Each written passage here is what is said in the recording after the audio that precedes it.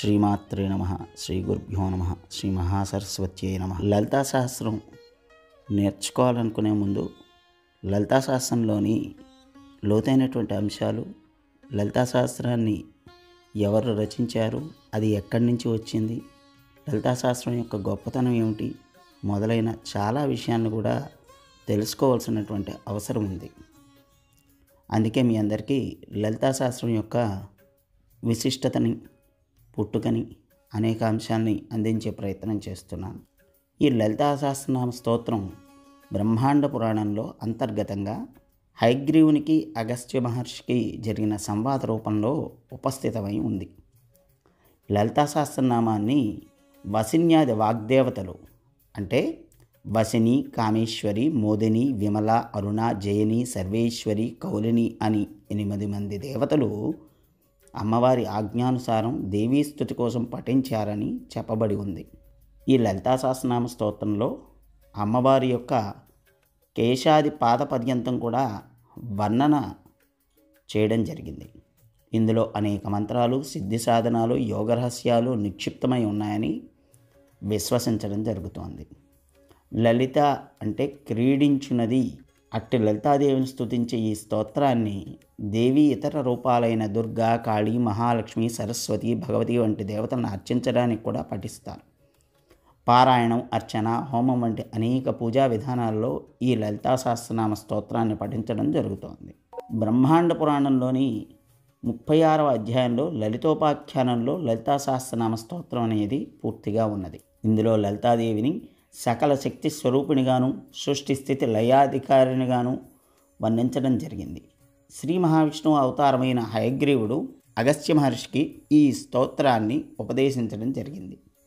లలితా పురాణంలో బండాసురుని సంహరించడానికి లలితాదేవి అవతరించినట్లుగా వర్ణించారు. ఈ గ్రంథాల్లో శ్రీపురమును సూచించే శ్రీచక్ర నిర్మాణం వర్ణించబడింది. ఆదిశంకరులు, భాస్కరాచార్యులు త్రిశతి సహస్రనామాలకు వ్యాఖ్యానాలు అందించడం జరిగింది. అగస్త్య మహర్షికి ఉపదేశంలో హయగ్రీవుడు శ్రీ లలితాదేవి ఆవాసమైన శ్రీపురాన్ని, పంచదశాక్షరి మంత్రాన్ని, శ్రీయంత్రము, శ్రీ విద్య, శ్రీ లలితాంబిక, శ్రీ గురుదేవుల ఐక్యతను గురించి వివరించడం జరిగింది. అగస్త్యుడు లలితా సహస్రనామాన్ని ఉపదేశించమని కోరగా అది గుహ్యమని, అతిరహస్యమని, అర్హత లేని వారికి ఉపదేశించడం నిషిద్ధమని హయగ్రీవుడు తెలిపాడు. కానీ అగస్త్యుడు అర్హత కలిగిన ఋషి కనుక హయగ్రీవుడు అతనికి లలితా సహస్రనామాన్ని ఉపదేశించడం జరిగింది. అన్ని అతిపెద్ద స్తోత్రాల్లాగానే లలితా సహస్రనామ స్తోత్రంలో కొన్ని విభాగాలు ఉన్నాయి. పూజ, అర్చన లేదా పారాయణ చేసే సందర్భాన్ని బట్టి కొన్ని విధానాలను పాటిస్తారు. సాధారణంగా భక్తులు ముందు శుచిగా స్నానాది కార్యములు ముగించుకుని నిత్య పూజా కార్యక్రమం చేసుకుని లలితా సహస్ర స్తోత్రాన్ని పఠించడం జరుగుతూ ఉంటుంది. లలితా సహస్రనామాన్ని పూర్వపీఠిక, ఉత్తరపీఠికగా విభాగం చేయడం జరిగింది. పూర్వపీఠిక గురించి చూసినట్లయితే పూర్వపీఠికలో స్తోత్ర ఆవిర్భావం గురించి, ఆ స్తోత్రం గోప్యనీయత గురించి హయగ్రీవుడు అగస్త్యుడికి చెప్పిన వివరణ ఉంటుంది. స్తోత్ర పారాయణ మహాత్యాన్ని, అది చదవడంలో పాటించిన నియమాలను వివరించబడ్డాయి పూర్వపీఠికలు. అందులో తెలిపిన అంశాల గురించి చూసినట్లయితే ముందుగా హయగ్రీవుడు అగస్త్యుడికి శ్రీ లలితాదేవి చరిత్రని, బండాసుర సంహారాన్ని, శ్రీపుర వర్ణన్ని, శ్రీ విద్య పంచాక్షరి మంత్ర మహిమల్ని, హోమ విధానాలని తెలియజేశాడు. శ్రీచక్రానికి, శ్రీ విద్యకు, శ్రీదేవికి, గురు శిష్యులకు ఉండే అన్యోన్య తాదాత్మ్యాన్ని బోధించాడు. మంత్రిని, శ్యామలాంబ, దండిని, వారాహీదేవి సహస్రనామాలను కూడా ఉపదేశించాడు. తనకు లలితా సహస్రనామాలను కూడా ఉపదేశించమని అగస్త్యుడు ప్రార్థించడం జరుగుతుంది. లలితాదేవి సహస్రనామాల రహస్యాలని, శ్రీదేవి యందు శ్రద్ధాభక్తులు కలిగి గురుముఖత పంచదశాక్షరి మంత్రోపదేశాన్ని పొందిన శిష్యుడికి మాత్రమే గురువు ఈ రహస్యనామాలను ఉపదేశించాలని హయగ్రీవుడు తెలిపాడు. లలితాతంత్రాల్లో ఈ సహస్రనామాలే సర్వశ్రేష్టం. వీటి వలన శ్రీ లలితాదేవి సులభంగా ప్రసన్నమవుతుంది. ముందుగా శ్రీచక్రార్చన, పంచదశాక్షరి మంత్ర జపం చేసి అనంతరం సహస్రనామ పారాయణ చేయాలి. జప పూజాదులకు అసమర్థులైనటువంటి వారు సహస్రనామ పారాయణం కూడా చేస్తే సరిపోతుంది.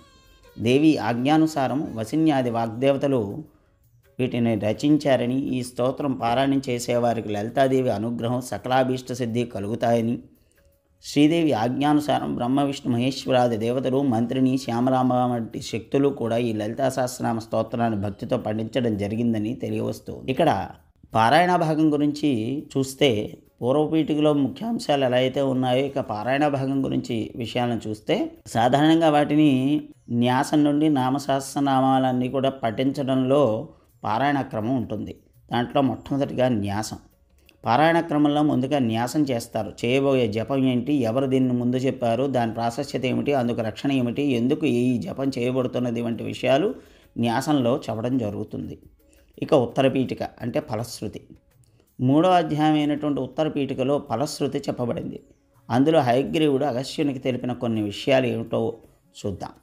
శ్రీ లలితా సహస్రనామాలు అతి రహస్యమయమై ఉన్నాయి. అపమృత్యువులను, కాలమృత్యువులను కూడా పోగొడతాయి.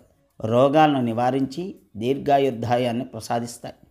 సకల సంపదలను కలిగిస్తాయి. ఈ స్తోత్రాన్ని శ్రద్ధాశక్తులతో విధి విధానుసారం పఠించాలి.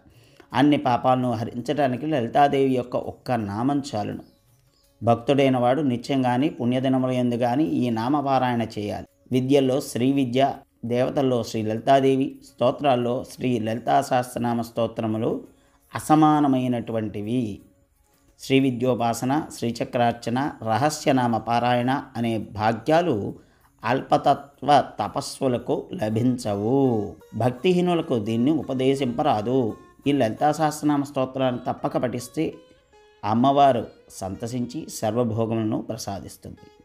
శుభం.